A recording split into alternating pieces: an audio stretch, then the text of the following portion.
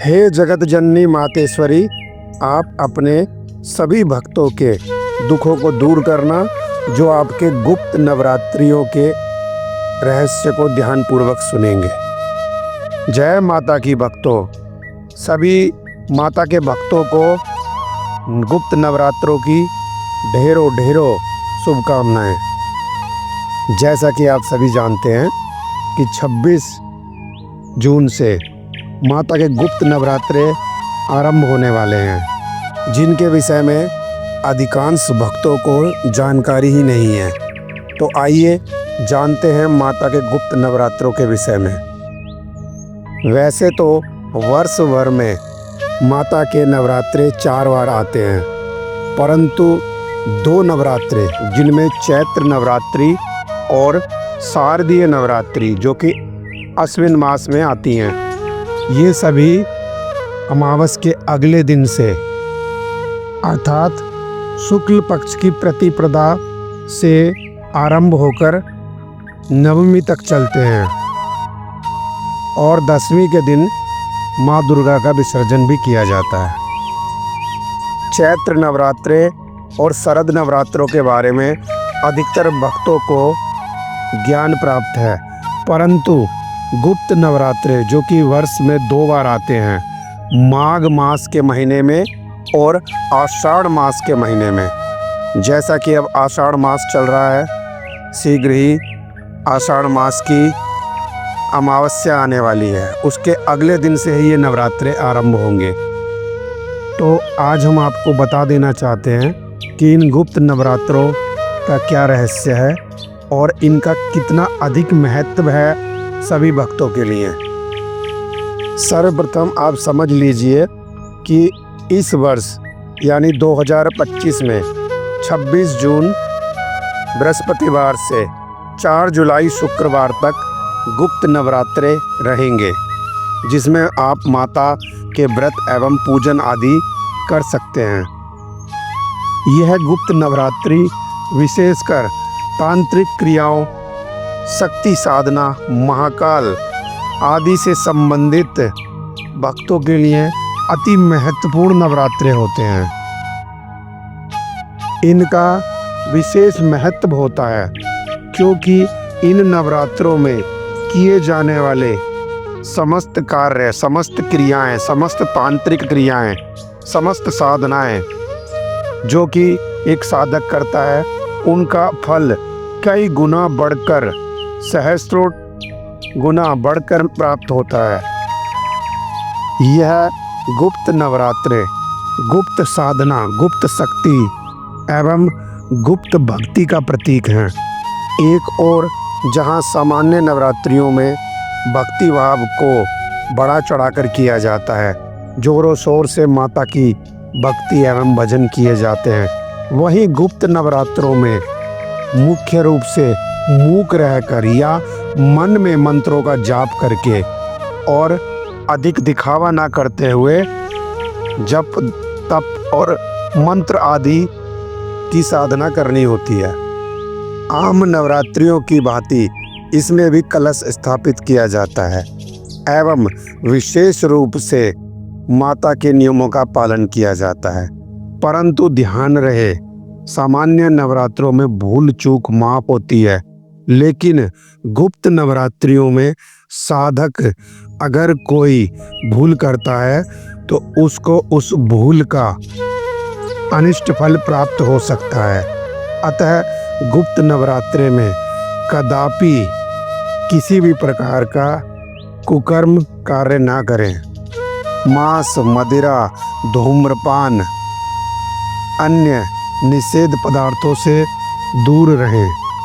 साधक सत्य के पथ पर चलते हुए सात्विक कर्म को अनुसरण करें। इस प्रकार सात्विक अनुसरण के पश्चात ही साधक दुर्लभ शक्तियों का मालिक बन सकता है। ये सभी शक्तियाँ भविष्य में साधक के लिए वरदान सिद्ध होती हैं और उसे इस संसार में सिद्ध पुरुष का दर्जा प्राप्त कराती हैं।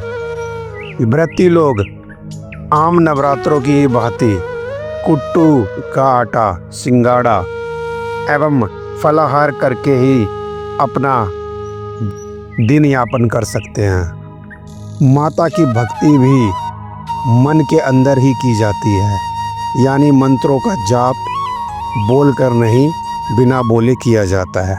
बगैर किसी दिखावे के या बगैर किसी जागरण आदि के कराए गुप्त नवरात्रों का पालन किया जाता है। जिस व्यक्ति के विवाह में विघ्न बाधा उत्पन्न होती आ रही हो, उनको छठवें नवरात्रे के दिन माँ कात्यायनी का पूजन अवश्य करना चाहिए। ऐसा करने से समस्त विघ्न बाधाएं दूर होती हैं, क्योंकि कात्यायनी माँ ही विवाह, प्रेम आदि की देवी मानी जाती हैं। व्रती माता की साधना का प्रचार प्रसार इन गुप्त नवरात्रों में नहीं कर सकते, मंदिर अवश्य जा सकते हैं। और अंत में नवरात्रों का समापन करने के लिए आम नवरात्रों की भांति कन्या पूजन करने के उपरांत एवं कंजकों को यथाशक्ति दान पुण्य देने के पश्चात ही भोजन ग्रहण कर सकते हैं। इन नवरात्रों में किए जाने वाले पाठ जैसे दुर्गा सप्तशती, माता स्तोत्र आदि का विशेष फल प्राप्त होता है, परंतु इनका उच्चारण भी धीमी ध्वनि या मन में ही करें। गुप्त नवरात्रों के प्रचार प्रसार की भी मनाही है, इसीलिए सभी साधकों से विनती है कि स्वयं पर ध्यान देकर ही गुप्त नवरात्रों का पालन करें। गुप्त नवरात्रों में मौन रहकर साधना करने के उपरांत गुप्त रूप से अपनी मनोकामनाओं की पूर्ति की जाती है। सभी प्रकार के कष्टों से मुक्ति मिल जाती है, नकारात्मक ऊर्जा से भी छुटकारा प्राप्त हो जाता है। इन नवरात्रों में देवी की 9 मूर्तियों के साथ साथ 10 महाविद्याओं की पूजा भी की जाती है, जिनमें माँ काली, तारा देवी, त्रिपुर सुंदरी, भुवनेश्वरी, छिन्नमस्ता, भैरवी, धूमावती, बगलामुखी, मातंगी और कमला देवी शामिल हैं। ये नवरात्रियां आध्यात्मिक उन्नति और मोक्ष की प्राप्ति के लिए भी महत्वपूर्ण मानी जाती हैं। गुप्त नवरात्रियों में 9 दिनों तक उपवास रखने का विधान बताया गया है। इन नवरात्रियों में माता की आराधना अधिकांश रात्रि के समय की जाती है। कहा जाता है गुप्त नवरात्रों के दौरान माता ने स्वयं उपासना की थी और सिद्धियां प्राप्त की थी और अपनी विभिन्न 10 कलाओं को विकसित किया था। इसीलिए साधक चाहे तो कलश की स्थापना के उपरांत किसी भी मंत्र का जाप करके या दुर्गा चालीसा या दुर्गा सप्तशती का पाठ करके उसे सिद्ध भी कर सकता है। ऐसा करने से साधक के पास ये सिद्धियां जीवन पर्यंत सुरक्षित रहेंगी। चलिए गुप्त नवरात्रे की कथा के विषय में जानते हैं। एक बार एक राक्षस जिसका नाम दुर्ग था, उसने भयभीत होकर सभी देवताओं ने माँ पराम्बा की शरण में जाकर दुर्ग का वध करने का निवेदन किया। यह एक बहुत विशालकाय एवं अपार शक्तियों का मालिक था। माता को इसका वध करने के लिए स्वयं पहले से भी अधिक शक्तिशाली होने की आवश्यकता थी। इसीलिए गुप्त नवरात्रों के समय के दौरान माँ ने अपने शरीर से काली, तारा, छिन्नमस्ता, श्रीविद्या, भुवनेश्वरी, भैरवी, बगला, धूमावती, त्रिपुर सुंदरी और मातंगी नाम वाली 10 महाविद्याओं को प्रकट कर दुर्ग राक्षस का वध किया।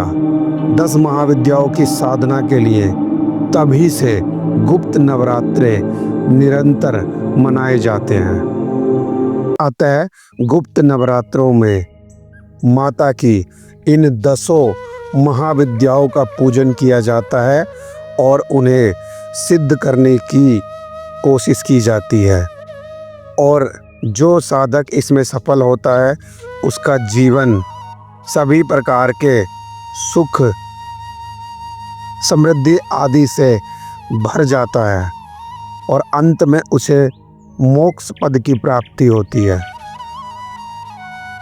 इन सभी महाविद्याओं के अपने मंत्र हैं जिन्हें साधक सिद्ध कर सकता है। इन मंत्रों का निरंतर उच्चारण करे, कम से कम 108 बार या उससे अधिक समय तक उच्चारण करके इन मंत्रों के द्वारा इन महाविद्याओं को सिद्ध किया जा सकता है। यह मंत्र बहुत ही शक्तिशाली हैं। इनको हम यहाँ इस समय उच्चारित नहीं कर सकते, क्योंकि ऐसा करना विधि के विधान के खिलाफ होगा। शुद्ध होकर एवं विधि विधान के साथ ही इन मंत्रों का उच्चारण किया जाता है।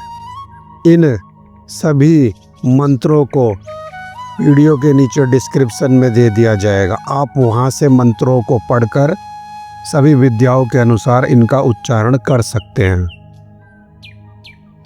कुछ शिष्य इन नवरात्रों के दौरान अपने गुरु से गुप्त मंत्रों को भी प्राप्त करते हैं।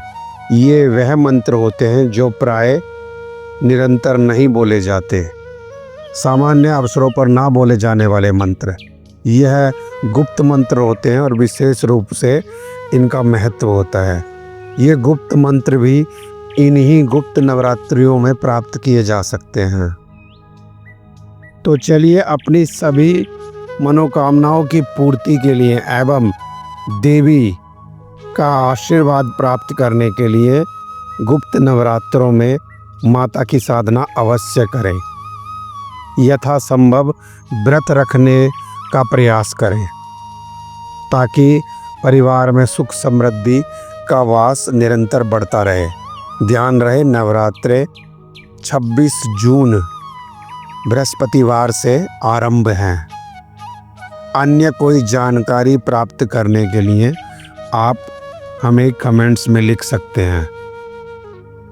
ऐसी ही जानकारी प्राप्त करने के लिए, अन्य वीडियो से जुड़ने के लिए चैनल को सब्सक्राइब अवश्य करें। माँ सभी भक्तों की मनोकामना पूरी करे। जय माता की।